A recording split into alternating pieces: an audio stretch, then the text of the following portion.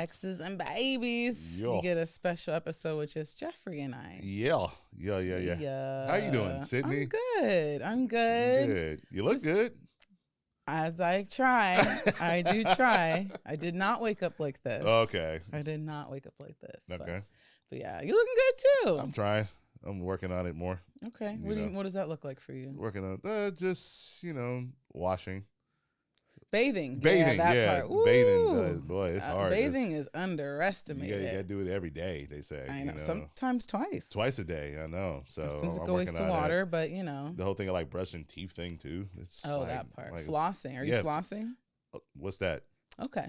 Yep. I'm still learning and growing. Yes. Yeah. So we're yes. All right, Jeffrey. We're gonna work on you. We're gonna work on you. Someone's gonna work on you. I don't know if I got the capacity. You ain't got the time. You gonna work on you. Work on you. Yeah. Well, speaking of working on people, Yeah. today we're gonna talk about principles, co-parenting principles. Yes. Yeah, that's something that I work on with my clients. That's like you can expect to leave coaching with this. But we work on co-parenting principles that both parents can agree upon, just to be like that centering agreement. This country, this world loves a good list of things. Bill of Rights, all those rights. Constitution. Some of the commandments. Yeah.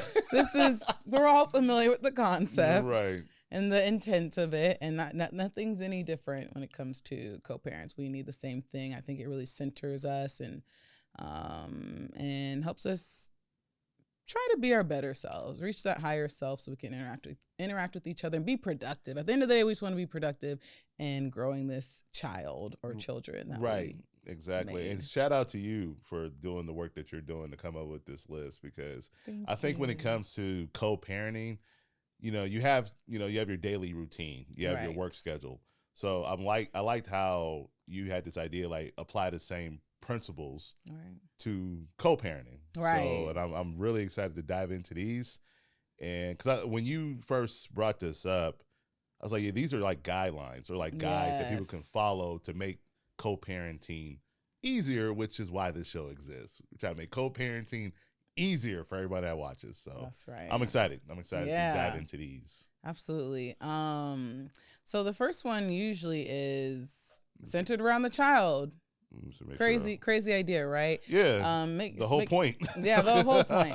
So even when I work with the clients, I'll help, once we've come up with a list together, leveraging the values that they've shared with me, other key information I've learned through working with them and coaching them, we come to the end and work on those principles, and then I put it on a nice, pretty document that they can sign if they want, or put it up on their wall, or change and alter, right? Because as our children grow, as we grow, as the world changes, it's important for us to be flexible and shifting it. But the first one is always, we are a team in raising these children, this child, so that they can have a happy, fulfilling life. Right. And even though I know this answer, but why did you feel it was important to say that out loud? Like we're centering around the child. Why was that important to have that said out loud? Because if we were doing that, it wouldn't need to be said, right? But and just because we know something, a lot of manifestation, all these journaling, we know that, it's one thing to think it, but I think your heart and the world, the universe shifts to support you when you put it to paper. Right. You change the way you look at it, the way you think. It makes it more official. It does. And so by putting it on paper, making it something visible, something you can see regularly, maybe before you have your co-parenting meetings, having that place somewhere, because life changes. We might be in a bad mood. There's all these other variables in our lives, but that needs to stay true when we're interacting. And it's so easy to, I had a bad day. I might be grumpy. I might not feel like having this call, or maybe I'm still hurt about the relationship or whatever it is. I was going to bring that up. Resentful, still resentful. Of what happened and I think saying team is so key, because when you say that you're a team, it shifts things. You don't have to like everybody on your team. We've all been on teams where we don't love everyone, right? On our team. However, we know we need to know how to work with them to get the results we want, which is winning the game, or in this case, creating a happy, fulfilled child, a whole child, right? And so saying team, I feel like just really disables all this other energy that's usually centered around baby daddy, baby mama drama. Right. Because we lose focus of that, right? Like, what's the overall objective? Is to raise a happy, affluent kid. So if your foundation is that child, I think it should help things fall into place a lot easier. Right. So you're Team Jocelyn. Team Jocelyn. You and your child's mother are Team Jocelyn. Team Jocelyn. And whoever else is in your world, right? And then we got Team Dior. Yeah. Team Jocelyn, Team Dior. That's right. So yeah, and I think like it's a connection. You know, saying it out loud, because I believe, you know, words cast spells. You know, if you speak like manifestation talking about earlier. So if you talk to your co-parent, hey, we're team child's name, something magical happens. Like, okay, it's about this. So all your decisions are centered around that, and you make sure that you can build from there. So I like that team child, insert child's name. Yeah, exactly. Center. Make your own, you know, make your own shirt. Yeah. And that's also in the 4 Agreements, right? Yeah. I think that's a very popular book. It's been a book that I was given by my mentor gave me that book, and I see a lot of people around the world read this book, right, as a way to, you know, kind of get recentered around some principles, some things to live by, so that we can, you know, get through this thing called life / enjoy it. Might I add. And so anywho, that they also talk about the power of your words. And that when you put these words out there, it also stays with you. So even if you think you're cussing somebody else out and it's impacting them, you're trying to hurt them or whatever it is, actually it's still vibrating in your body too. Like you're still being impacted. Because you're giving power to that spirit of what your language. That's why it's important to make sure what you're saying is positive. Positive. Yeah, and I think that goes into step number 2, or principle number 2, which is assume positive intent. Ooh, speak on it. So I interpret that as every time you talk to your co-parent, know that they're coming with a positive attitude or positive mindset when it comes to the conversation regarding your child, right? Am I close? Am I in the bar part? I think it's close. It's close. Okay, so when I think about it, I think that's great too. But what I think about is, you know, especially over text, right? A lot of us might be texting the co-parent at this point, might be emailing, might not be like just having a phone conversation or doing the visual, right? Like FaceTime or talking in person, what have you. Right. And so, you know, there might be room for interpretation. And especially assuming positive intent is so key. And here's where I actually got checked on that today. Oh, so and not for co-parenting, but real quickly, like, I'm on the board of Seattle Girls School. I'm I'm actually rolling off. It's been 6 years. I think I gave a lot of time and love and energy, and I really want to focus on growing X's and babies, right? And so anywho, but I administered a survey so we could all evaluate how we're doing on the board. How are we doing? How do we think we're doing individually and collectively? And I was looking at the comments that were shared, and someone said, the question was, hey, what are our weaknesses? And I saw this comment that said, so many ideas, so little time. And I interpreted that with a negative perspective. I read that as, I have so much to say about our weaknesses. I don't have enough time to explain it all right here, which I was like, that's not helpful. And I was talking to a smaller group of the board who, you know, were in charge of putting the survey together and getting the information out. And I was like, yeah, I mean, some of these comments weren't that helpful. Like this one, I wish they would have like at least followed up or said, hey, I don't have time now, but I'll share later or something. I want to learn, what are we messing up on so we can get better, right? And they're like, that's interesting. I really read that as, we have so many ideas on the board, so many good ideas, and we don't have enough time to really let them flourish and like really bring them to fruition. I was like, dang, I'm almost embarrassed that I read it so negatively, because that is probably exactly what they said. I mean, we don't really know, but I feel like that means that's more in line with the people I know to be on the board. Yeah. And I agree. There are so many good ideas that we have for the school, and there's so little time. And so because I didn't assume positive intent, I totally read it wrong. Right.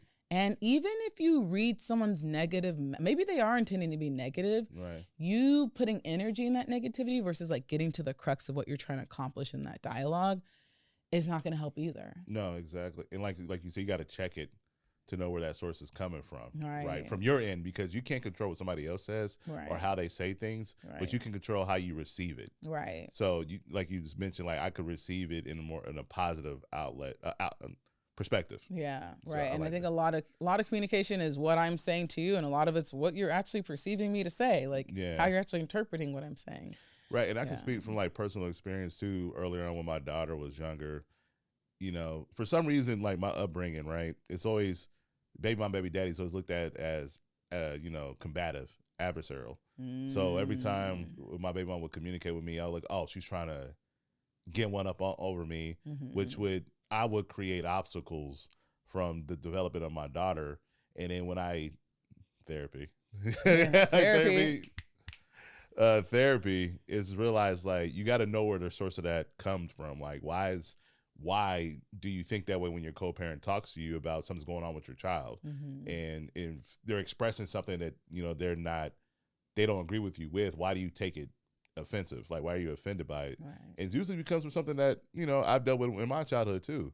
So if you're a co-parent that always seems to get upset when you're communicating with your co-parent, especially if you're talking about something with the kid, check yourself and try to figure out how you can receive it in a positive light, so that way it can make the situation flow better. Right. I remember me and my ex there was a time where I was sending a message and he came back at me with a different energy than I had thought I was giving out. So I was like, wait, whoa. Like, I don't know what it is, but if you could just realize that my intention is to support our child, and that maybe we used to bicker a lot, maybe that would have been my heart before, but right now in this moment, I'm really talking about our child, and I actually want what's best for him. And we should assume that both parents want what's best. Now, some of that is building trust too, right? It's kind of like two things have to happen at once. Like, you know, assume positive intent, but also like don't make it so hard for them to assume the positive intent, right? Like, don't make it too hard. Like, don't make it an obstacle course. Because you actually like cursing or like, you know, or actually have negative intent. You're not actually focused on the child or being productive. So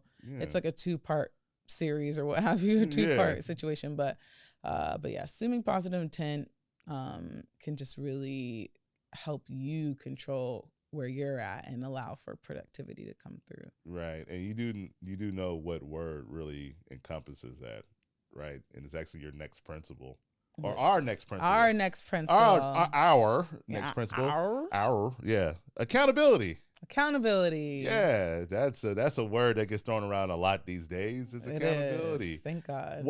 Sydney, why do you think people have such a hard time with accountability? Because when we're not raised in a world where failure is okay. If you fail, you are bad in this world.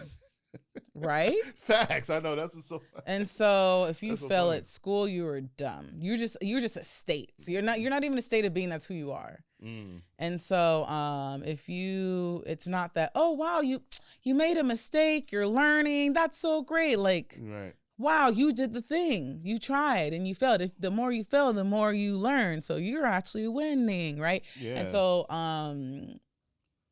I think accountability means when you take accountability, that means you're accepting publicly or to whoever you're working with that you failed.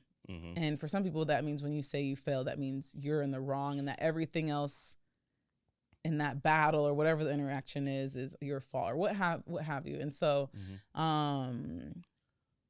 accountability is just, for me, I'm able to take accountability because I love myself and I don't see myself in one action. Right. Like, I think it's easy for me to say, you know what, my bad, I apologize. I actually had to say that today at the gym. I've had a long day. Anyways, I was at the gym and I have a potential guest that might come on the show. And I was like, nice. Hey, did you ever talk to your co-parent partner? And he's like, well, you said you were going to email me first so I can have some talking points. I was like, bet, my bad. That was on me. That's a dependency. We agreed on that. Let me go ahead and do that. But it's so easy for me to do that because I value accountability. I want others to do it when it's their turn, right? Yeah. And also, I don't see anything wrong. I don't shame myself. You know what I'm saying? Like, the outcomes aren't as grave as it is for other people. Right. Were you always like that?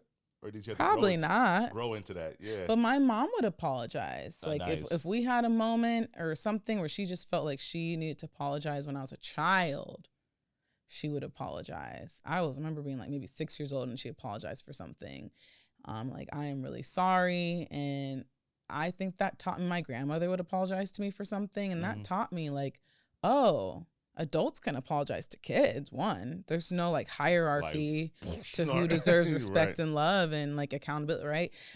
So that I learned that from my mom. You know, she's able to see some of her flaws and be able to take accountability, and like, and we're able to heal and like move on. And you know, I think I saw the positive of that. And then also, again, I'm a growth mindset person, so yeah, and it's really like the word accountability became popular in the last 4 or 5 years. Really, I hope so. Yeah, right. Like you see it thrown around all the time, and when you really look at the word accountability, like holding yourself responsible for your actions, good and bad, right? And when you bring it down to a child's, from the perspective of raising a child, you have to understand you're not perfect. Everything you do is not going to be right, which is fine. Going back to your conversation, going back to what you said earlier about making mistakes, making mistakes, it's like, you know, we all got to make a mess, right? But you got to recognize, okay, I made a mess, let me clean it up. Right. And going back to our other principle about assume positive intent, if you're dealing with a co-parent who made a mistake or made a mess and they don't know it's a mess, it's assuming the positive intent to show them how to clean up the mess. So that way we can keep operating cleanly, you know, and that's accountability on both sides in different ways, you know. Right. And I almost hate now how accountability is thrown out so frivolously, because it's such a strong mindset to have, right? Especially with raising a kid too. Right. I think also the harm in like people are in our day taking accountability is then you get canceled. Yeah. So the rip again, it's like society. Yeah. So I'm okay taking accountability because again, I love myself. I know I make mistakes. This isn't the totality of who I am in this moment. However, also I haven't made like crazy mistakes where like it's life ending. But so maybe I've just made enough the mistakes that like aren't really gonna really change my whole trajectory of my life. However, I mean, but if you're we can get back to that later. Right, but if you're a person that's growing and developing, you're gonna make mistakes because you're always experimenting to try something. I better be. If you're not making mistakes, you're not growing. You're not growing. But also, like at a higher stage, people aren't thinking like that. People don't have grace for people, other folks, a lot of the time on social media and things like that. And so, I can see why it'd be harder to take accountability because once the moment you do, and even if you don't or whatever, you're gonna be thrown to the wolves. No one has you're no longer human. You know, when you're at certain stages and you're making mistakes. So. You lose money, you lose all kinds of stuff. Do you think the enemy of accountability is victimhood? I don't know. Why do you say that? Because victimhood means that, I'm a victim. Like it's always like you're all attacking me. Oh, yeah. The reason why it happens because of it wasn't my fault. Right. It's everybody else's fault. It's everybody else's fault. Yeah. And that can be very detrimental co-parenting. Because nothing can be resolved at all. Co-parenting. No. Yeah, I mean, I remember my last partner that I had. That was a key. That was the number one reason why we did not last. Is he could not take accountability. He could not apologize, and when he did, he didn't really mean it. It wasn't sincere. No, I don't think he really meant because he wouldn't actually change. He would say he would go change, and then he didn't. And the best apology is change action. Yeah, and so, and I was like, "Do you think you need to work on accountability?" And he said, "No." And something about that's ironic, right? Yeah. Right?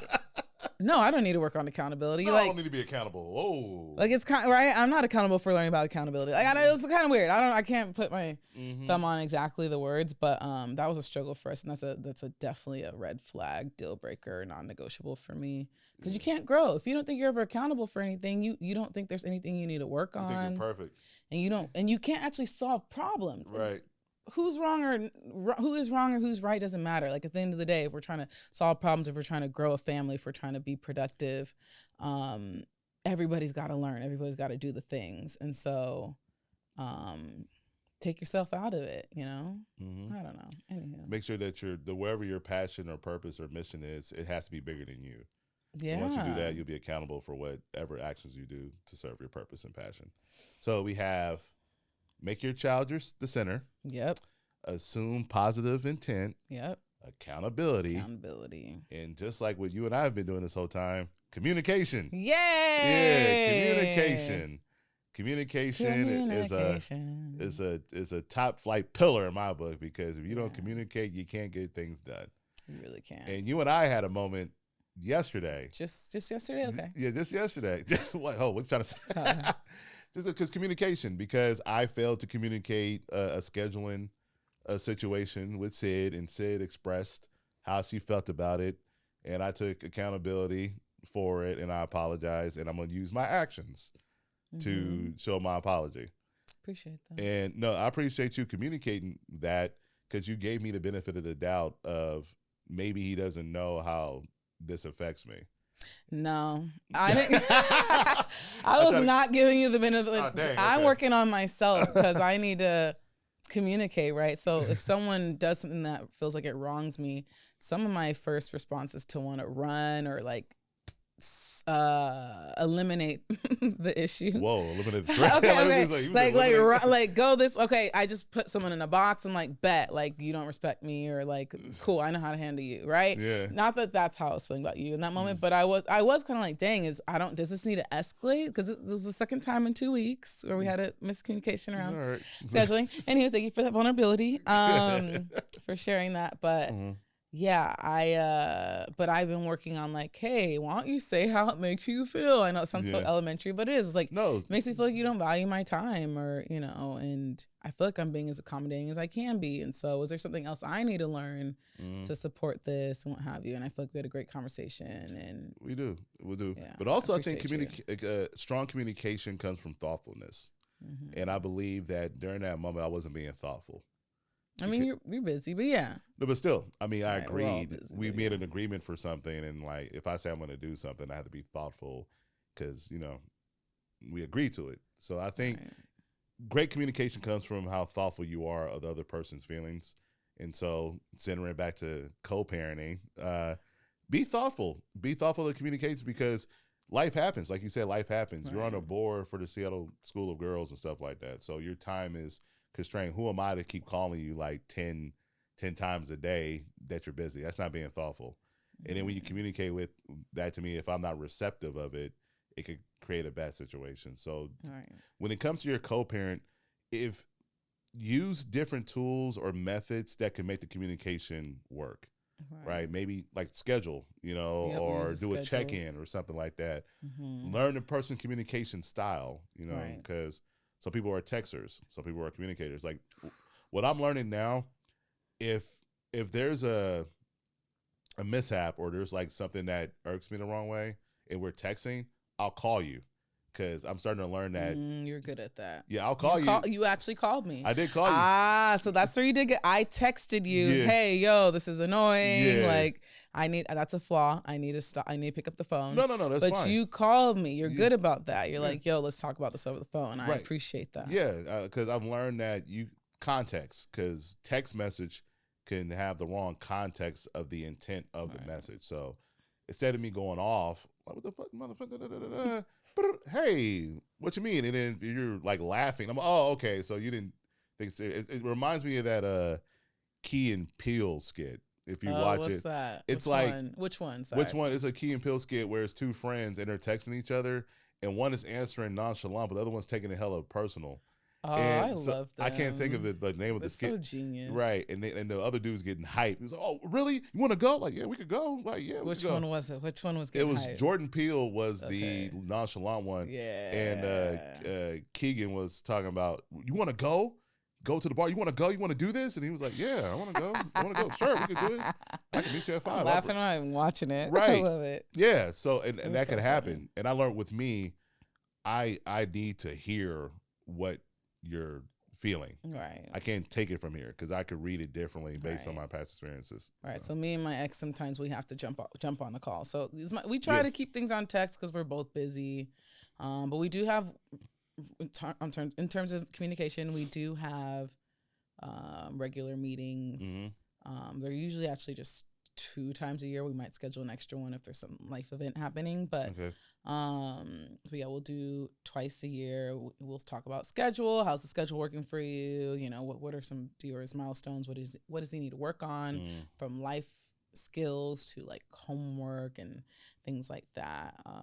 And then we also we have a live active thread going, you know, so we'll communicate there. But if it gets serious, or if I'm going to ask something that I need him to hear my heart, you know, like I need him to like not just give a quick flippant answer. Like I need you to really hear that this is important to me. I'll pick up the phone. Important to me because it's important to the son. But anyways, important to the son, the team. Yeah. And then what else about communication? Oh, we have an agenda. So especially, so that's something I advise to my co-parent partners who aren't getting along, and it's things could get volatile for them, especially. And you can do this even if it's not volatile, but like having an agenda for when you are meeting. First of all, having a set time to meet, so you're not like, the other person doesn't feel caught off guard, you know, and they feel like they can mentally prepare if they don't enjoy talking to this person because they're still scarred or whatever it is. You know, having a set time so that they can plan for it. And that gives, so having set time to plan for it, and then also having an agenda, because then you can stick to the agenda. Like that would be the goal anyways. And if you start veering off, you're like, hey, let's stick to the agenda. And the agenda should obviously be child-centered. But yeah, I think bringing that business aspect to co-parenting, again, that's a theme, a little thread, right? That you'll see throughout these episodes. But I think that's been very helpful for folks. That's for sure. That's awesome. What else about communication? You don't have to do it a lot. No. Don't overdo it. I really believe, please learn the communication style of your co-parent, and please express the communication style that you possess, so that way you can find that perfect marriage. So that way there's no marriage. Come on, the perfect marriage of ideas. They was trying to get out of that. Right. See, we're not. See. That's another episode. No, but we'll cover that later. We'll cover that. So I think it goes into the next principle would be empathy, right? Empathy. So when you were talking about thoughtfulness, that's what I was empathy.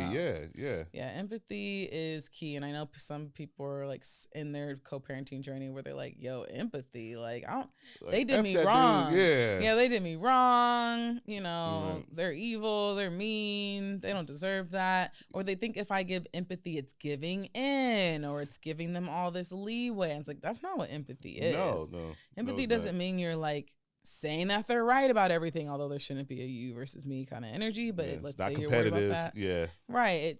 It means it allows you to so me having empathy and trying to anticipate how my ex might feel about something, I'm able to be more strategic and thoughtful about how I present an idea to him. So if I know he doesn't like changes to the schedule, me knowing that about him and having empathy for that, being able to put myself in his shoes, I'm able to articulate it in a way where it's like, you don't have to lift a finger, I'm gonna do all the things, or you know, can you let him do this activity, or put it on the calendar, or things that I know will make it more agreeable for him. So empathy actually works in your favor, but also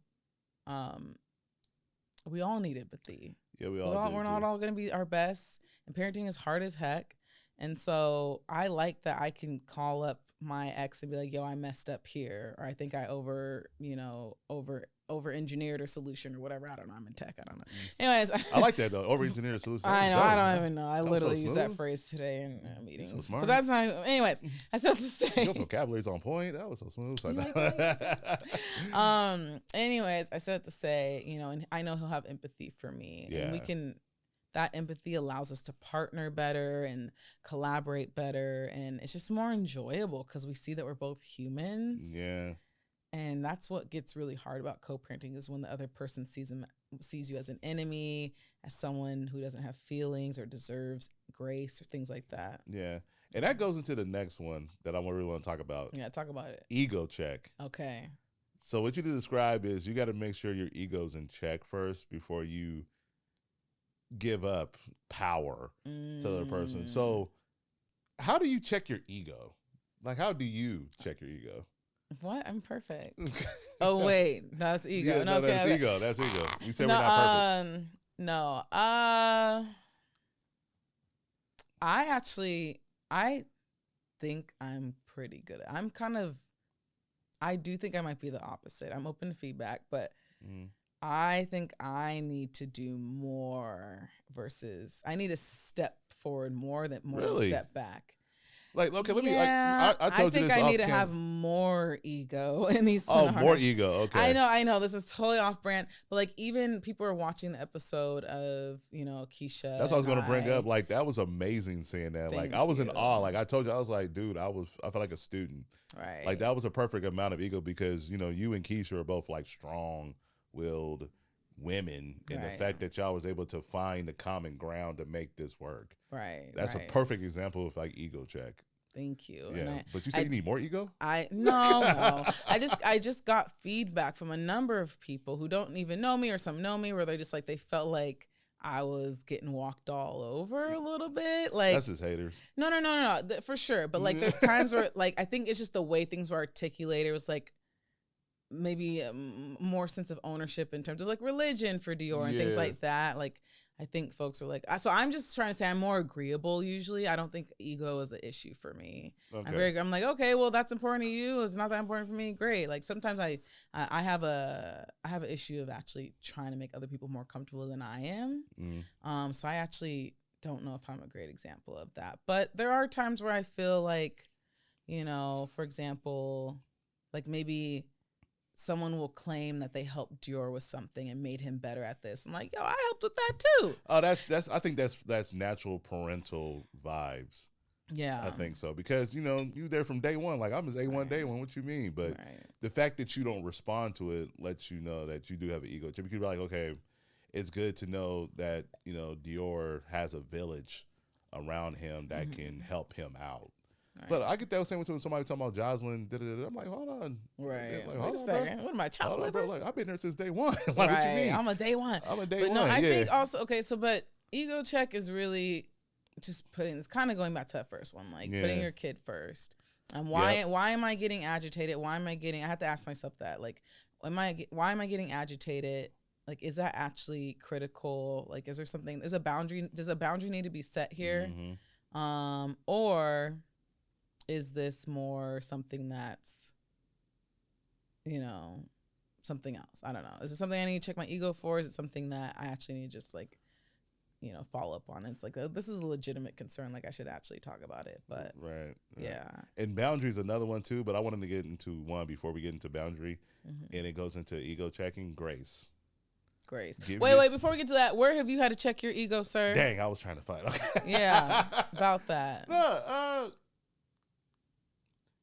what I would say with checking the ego, the more I you're getting big picture. Okay, fine, go ahead. I don't mean to interrupt you. I want a specific example of me checking my ego is what I'm currently going through right now because my daughter is mad at me. Okay, and I had to check my ego because I feel like I'm a great dad, and I still make mistakes from time to time. And I made a mistake recently with thinking that I can parent her a way that I never parent her based on what we were going through. Mm-hmm. And the ego check was, she's a teenager. And I think it's like I had this vision of my daughter still being my little buddy from way back. You've known my kid for like a little bit. Right pocket, always by my side. But she's a teenager now. She's a young lady. She's a young woman. And so I had an ego moment. I'm like, what? What you doing? What you saying? Like, what? I'm your father, blah, blah, blah, blah. Mm-hmm. And I reacted in a way that wasn't helpful at all. So my daughter's mad at me. And I realized, that was ego that happened. That was male ego that happened. Okay. And I apologized to her then, and I apologize to her now. So, it happens, especially with teenagers, which, is just around the corner for you. So, what? No, yeah. My son's an angel. Oh, he's an angel, absolutely. Teen, the champ. He's a champ. But when that teen gets in that age, boy. I hear his tone change just a little. He'll be like, I did, but it's not enough for me to like. I'm like, when that bass comes, I did, right? It's not there. I did. Like, I did. Like, I don't know. I'm like, once that bass comes, watch that intonate. Like, keep it out of seat. No, right. And that was ego. Like I really recognized. It was like, that's my male ego because I never, That's my buddy. I love her to death. I'm her dad, but that's my ace. You know what I'm saying? Right. But you are her dad first. But yeah, I'm her dad first. Yeah, and the way I reacted was ego. Okay. More than me disciplining, it was ego. Right. Ask yourself, like, are you having like a ego fight? Like, yeah. Take yourself out of it. Take yourself out of it. Free yourself. Free yourself. And that's why it's important you said make the child the center, because that automatically it doesn't make it about you. It's like, okay, how is my behavior and my reaction helping my kid? Right. And your way, it's not your way or the highway. No. So I definitely have ego. There's things where I'm getting off track for sure. I felt like, I was like, I do have things I need to work on for sure. But, a lot of things you got to work on. Okay. But yeah, I think that, just putting the kid at the center, taking yourself out of it, and stop thinking that your way is the only way for your kid to be successful in life. Right. Because it's just not true. Because we hated it when we were kids, when we got that ultimatum. It's either my way or highway. I brought you in this world, I'll take you out. Right. That traumatized us. So why are we thinking that's going to work? Right, exactly. And especially when there's multiple ways to skin a cat. I can't think of. I have 2 cats that I love. I need to come up with another phrase. 2 different ways to wolf a dog, or no, that's not a word. Okay, never mind. We'll come back with something. Okay. No, we won't. But yeah, all right. Okay. Grace. Grace. Yes. Which goes into what we're talking about. Give yourself grace. And with me, like with my daughter, it's just like I talked to my mom about the situation, right? And my mom revealed her upbringing in a way that she's never done before. And the reason why she revealed it was because she wanted me to give myself grace for the situation with my daughter. It's like, look at the way you grew up. And she was like, you're a great father. And the fact that you made it this far and you've been a great father, it's a surprise. That's what my mom said.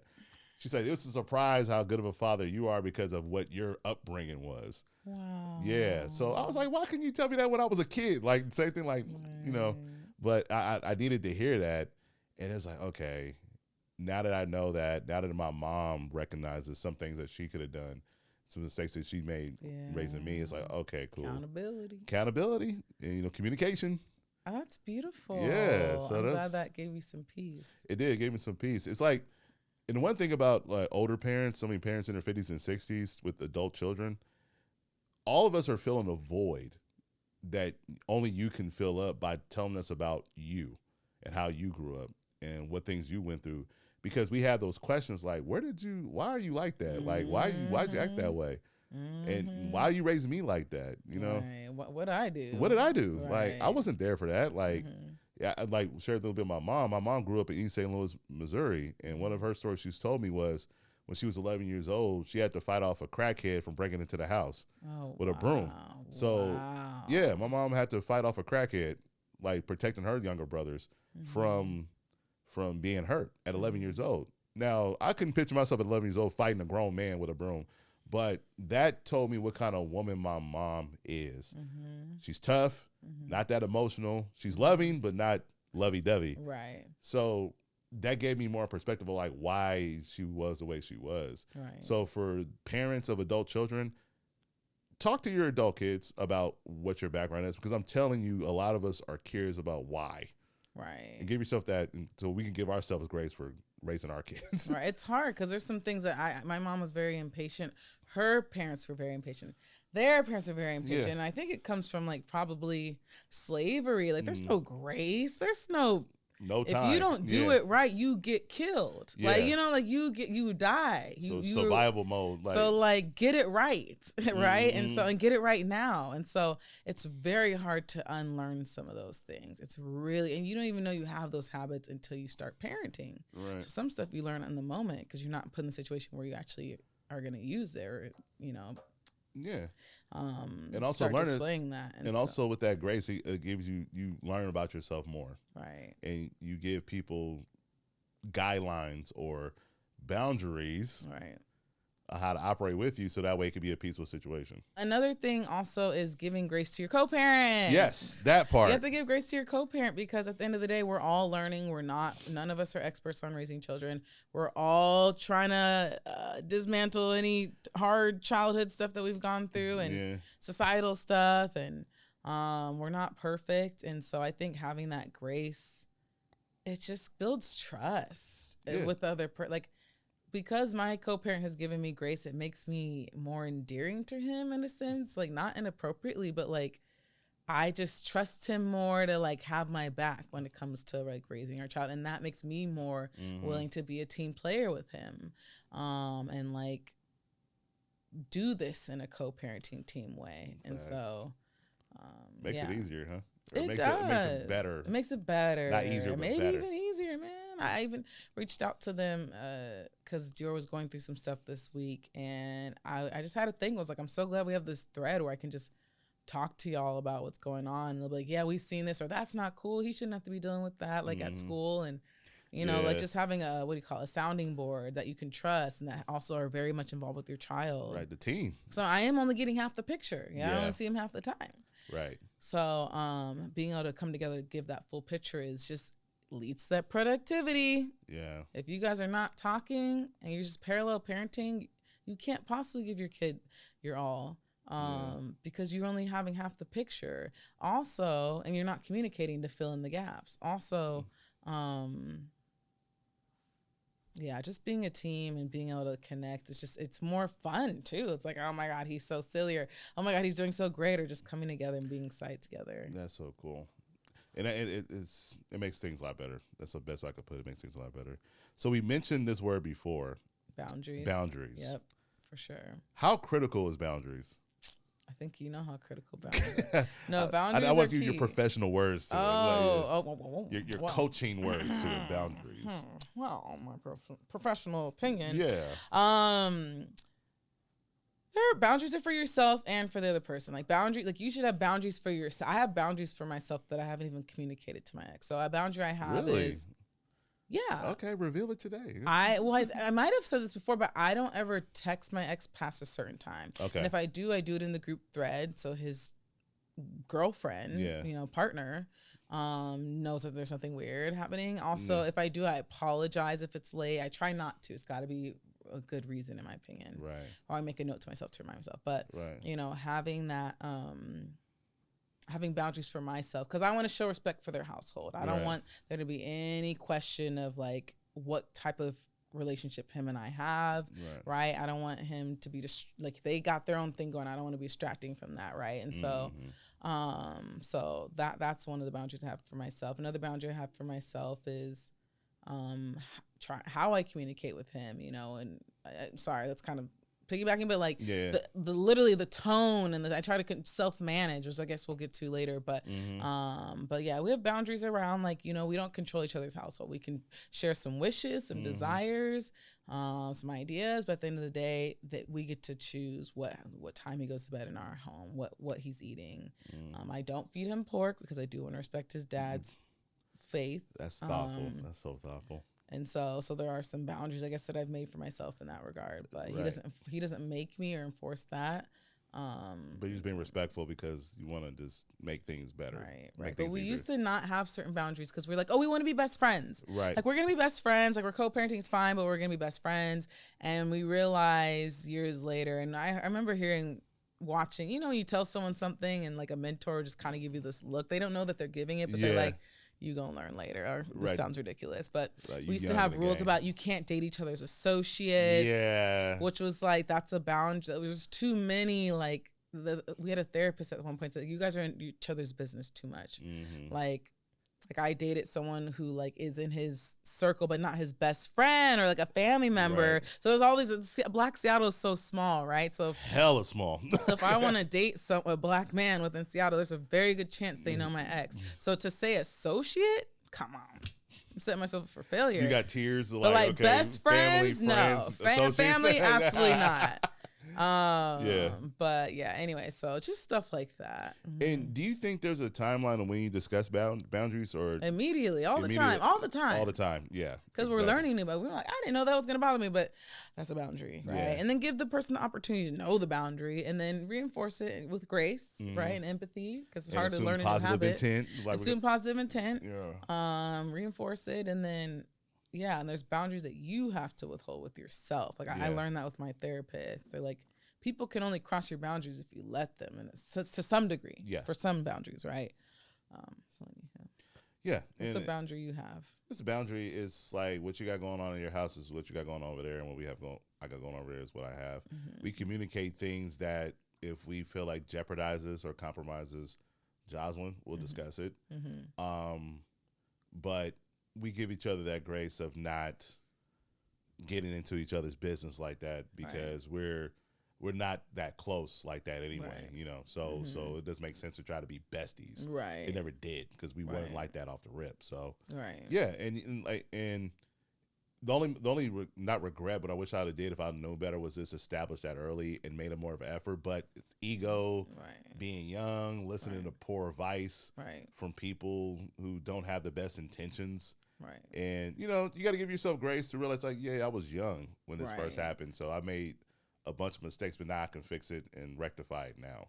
Right. So let's give yourself that. And I think that kind of goes into the other one we just mentioned about compromise. Compromise. You have to compromise. You have to, even though you're not doing life together in a household anymore, in a marriage or whatever, you're still doing life together. Yeah. And you have a child, and there needs to be some compromise. And it doesn't have to be a lot. It doesn't have to be anything crazy. Hopefully, I don't know. It depends on what the issue is, but you got to know your role. It's like you said, it's a team. Like, are you the shooter or do you get rebounds? Okay, I don't know this. What? Basketball stuff. Oh. Right. What sport did you play again? Did you play lacrosse? You played lacrosse. Yeah. So 8 years. 8 years. Okay. So I don't know the sport. I'm sorry. I can't make the reference. Okay. But I was like, shoot, I thought we're all on the same team. I don't get it. Right. No, everybody when has you said shooter, I was like, what kind of shooter? Anyway, okay, sorry. I was just very confused. Okay, no. I'm just saying every team has a player in the team has a role. Yeah. You got to but in order for you got to make sure you accept that role and you give your full 100% effort into that role to make the team win. So, but you got to know what that role is, like, you know. Yeah, I think a little compromise can go a long way. And it doesn't, but it can't be crossing your own boundaries, right? But why you don't have to control everything. No, why would your kid will be okay. Let that if the other cope. I'm so amazed by parents who don't let their other parent play a bigger role in their kid's life, especially if that parent is safe and loving. There's not, those are the key things. Right. Those are the most important things, right? And if your kid is with them and they're safe, that's the most important thing. Maybe they aren't doing all the things you wish they would do, but trying to control and trying not to let them have that relationship because you're feeling a way or because you think there's only one way to do something is just abusive, honestly. Right. And if you don't feel like your co-parent can communicate, why? If you really want to make this work. Right. So these points, it all centers around. This is good principles you got here that we got here, Sid. No, we got here. And the last one I think is a very critical one. It's self-management, because if you ain't right, ain't none of it gonna be right. That's right. So with self-management, how does one manage themselves, Sydney? That is the ego, right?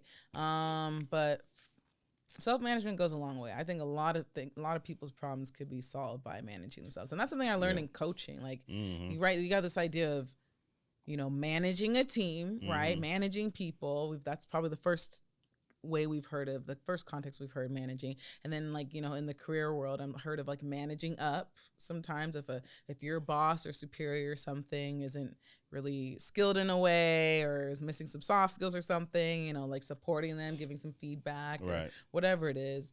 Sounds kind of codependent, honestly, but whatever. Anyways, I think about it doesn't sound that healthy, but whatever. Managing up or what have you, and then managing yourself. I mean, I think a lot of problems can be solved by learning how to, like, take a moment and be like, hey, is this aligned with my higher self? Right. Is how I'm behaving aligning with my higher self? Is this going to get me the results I want with this person? Let me take a step back, reevaluate myself, and then give myself some advice from my inner higher self. Like, we all have that voice in our head. Most of us know right from wrong, right? There's so many nuances to that, I know, and right and wrong is different for everybody. Yeah. So that makes it really challenging sometimes. But there are some things that we know is going to make things more cordial or productive versus not. And so taking that moment to be like, hey, let me not use this tone, or let me not fire back a text with the snarky, attitude, or, let me take a beat and let me manage my behavior and myself so I can have thoughtful. the outcomes I want. Yeah. Thoughtful. Yeah. Being thoughtful. And also you got to recognize the common denominator. Every situation you're in that doesn't work out, you're the common denominator. So you got to fix like, okay, why does every time I deal with different type of people, different type of situations, it never works out? Oh, it's me. So how can I fix me in these situations? What do I need to do in these particular situations that can make it beneficial for me in the long run? Right. And that's how you manage yourself. Right. You know, especially, your child, our kids didn't ask to be here. So we got to do our part to make sure that we're in the best positions possible to be the best for them when they need us the most. Right. So you got to tune up. That's all they got to do, a tune up. Right. Yeah. And that self-management, that requires some self-awareness, right? And that part. And what do you call it? Self-control. Self-control, self-awareness. Right. And if you're not sure of what you need to get better at self-managing, I bet your co-parent will tell you. Yeah. I bet your co-parent will tell you. Matter of I fact, bet ask the people you trust. I've surveyed people before in the past. Don't do it all the time. But I'll ask my friends, what is something I need to work on? People are like, oh, back in the day, I don't do this anymore, but I used to guilt trip, I guess. Like, not I guess. I guess I used to guilt trip. Own it. Yeah, I'm trying to own it. Ooh, you saw that process. You saw the whole process. That's growth, you saw right the whole there. process. Yeah. Okay. But anyways, I got ask that your feedback co-parent. in college. Yeah. Ask around. Ask your co-parent, like, okay, where am I not good at? Where am I not strong at? And accept the honesty that they give you. Yep. And then just say, okay, if I do this, how would this help? How would me fixing that help you? And then you'll know if they're actually giving you critique or if they're giving you S. Right, just trying to shit on you. Yeah, it's trying to shit on. Okay, you trying to shit on you. You already cursed. I did? Yeah, you did. Oh, my bad. It's so natural. I'm sorry. It's okay. Okay. But and also, but do the survey. You do it for a job, right? Like KPI, like, do all that stuff. Key performance indicators. Do that with your co-parent, like, where am I strong at? Where am I weak at? Isn't it called like SWOT or something like that? Like strengths, weaknesses. Yeah. Something, whatever. SWOT analysis. Yeah, SWOT analysis. Yeah, do that with your co-parent. And that'll help you self-manage. That's what we should. Yo, we should be doing that for sure. Yeah. Like, just everything you see makes a business or a sports team successful. Do that. Do that. Simple and plain. Yeah. So, or come see us. Come see us. Come watch the show. Come holler at us. Subscribe. So we got 10. So we had make your kid the center. Yeah, be a team. Be a team. It's going to be not in order. I'm sorry. So assume positive intent. Assume positive intent. Accountability. Communication. Grace. Ego check. Empathy. Compromise. Boundaries and self-management. You're good. You're so good. You're so good. Yeah. You came up with this stuff. Thanks. So those are the Exes and Babies, I would say, the co-parenting principles treaties. Yeah, co-parenting principles, co-parenting treaties. Sure. Yeah, so follow that. And I would just ask the audience, what are your thoughts? Like, how do you feel about what we mentioned? And implement these. And if you do use these, let us know what the results have been. Right. Because the goal is to create a harmonious environment for all the co-parents around the world. Yep. Let's learn from each other. I know for some of my high conflict co-parent clients, one of their principles, we are not each other's enemy. We are actually our children's heroes. Yeah. So we got to work together. Yeah. Listen, Batman and Superman don't get along all the time.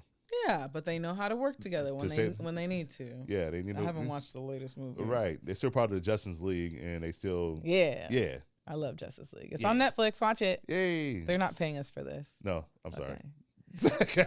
All right. Thank you. Another episode in the books. Holler at us, man. Thank you for watching us. Again, we appreciate y'all so much. And I appreciate you too, Sid. Thank you. I appreciate you as well. Thank you. Thank you.